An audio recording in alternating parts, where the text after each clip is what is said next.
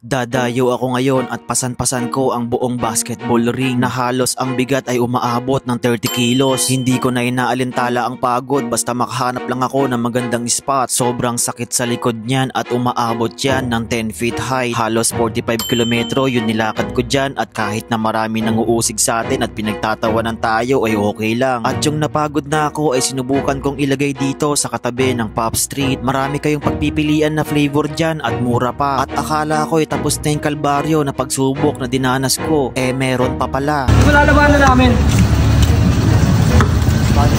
Hindi ka pa talaga ng ball, hinahina mo naman. Kaya pa dito.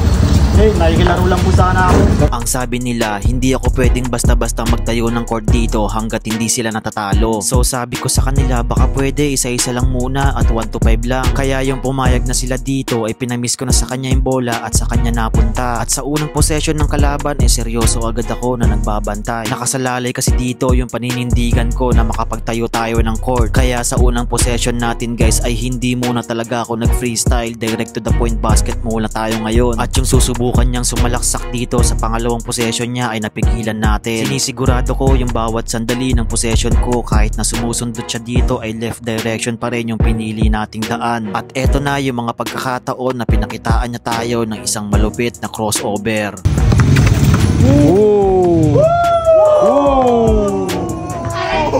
Aminado naman ako na marami siyang fans dito at lugi tayo sa home court advantage. Kaya dito gumamit lang ako ng fake direct to the basket. At eto pala yung mga fans niya na sinusuportahan siya. Napakalupit ng buwelo na ginawa niya dito sa bibiglaan dumirect sa left side then kinaliwa tayo, grabe. At sa mga oras na ito ay warning score na tayo. Gumamit ako dito ng fake shot sabay diretso sa kaliwa sa bibiglaang pihit then tira direct through the basket. Ang lakas na ni boss, hindi na siya katulad ng dati. Di pa rin ako napapakampante sa depensa ko kahit na last score na tayo mamaya at yun naka-score siya dito. Hindi ko na masyadong pinatagal yung last score natin dahil may kakalabanin pa tayong isa. Kaya dito yung pumeke ako sumundot pa siya kaya dito naka-direct to the basket tayo.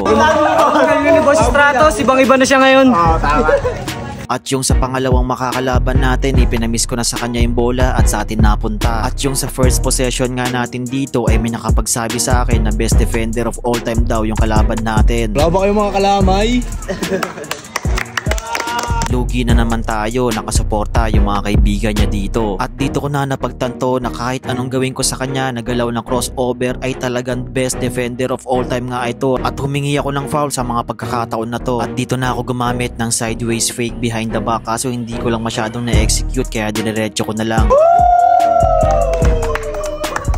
Taas kamay at bantay seguridad pa rin yung ginagawa ko sa kanya pero ibang klase yung ginawa niyang pihit dito, grabe, mala Kobe Bryant. Kung mapapansin nyo yung depensa niya ay pinapaalaw niya tayo sa left side. Alam niya kasi ako dito, nakanan ako kaya dito easy na block niya lang tayo. At syempre nakakaramdam na rin ako ng kapaguran kaya dito hindi ko na sinabayan. Ganun pa rin yung ginagawa niyang tactics, talagang pinapaalaw niya tayo sa left side. Pero sa mga pagkakataon na to medyo pinilit ko na talagang maka-score. At yung medyo naka-recover na, yung paghinga ko ay nakadikit na ako sa depensa ko sa kanya at yung may aakbang titira nga siya ay nasabayan natin. Sinusubok-subukan ko lang muna siya dito ng mga lean fake natin para maiba yung direction ng pagbantay niya. Kaso hindi pa rin talaga siya natitinag, talaga naka-sideways defense pa rin talaga siya. At eto na yung mga pagkakataon na nakapag-red alert na siya at sumusubok na siya ng pang-iskalabay na galawan. At buti nga dito medyo nabasa ko yung galaw niya kaya sinabayan natin. Grabe yung ginawa kong top shots dito para lang maka-score tayo. Ang dami kong ginawang peke sa kanya pero dito pumihit tayo sa bibiglaang tira sa ere, grabe. Sinubukan niya ulit dumikit dito sa gagawin niyang low post hanggang sa makalapit siya. Naghahanap siya ng magandang position sa pagtira niya pero tayo dito naka-stand alone defense lang at nakataas pa nga yung kamay natin pero pinipilit niya talaga. Sobra akong nahirapan sa last score na gagawin ko dito. Talaga yung depensa niya bantay marino talaga. At yung may aakmang titira nga ako dito medyo nabota tayo kaya hindi pumasok. Sobra na ako nakakaramdam ng pagod kaya sa mga pagkakataon na to nire-reserva ko na at hindi ko na siya sinasabayan. At yung nakapag-reserva na uli ako ng energy sinubukan ko uli yung last score natin. Yung pagkapihit ko nga dito talaga nakadikit talaga siya kaya sumablay. At eto na yung mga pagkakataon na sumishifty na yung galawan niya. Basta ako yung ginagawa ko lang dito follow the leader lang. Hindi ko na masyadong nasundan yung galaw niya dito basta dito nakapag fade away shots siya at pumasok. Parehas na kaming last score sa mga pagkakataon na to kaya dito iniisip ko kung sasalaksak ako medyo madikit talaga yung depensa niya kaya tinira na lang natin.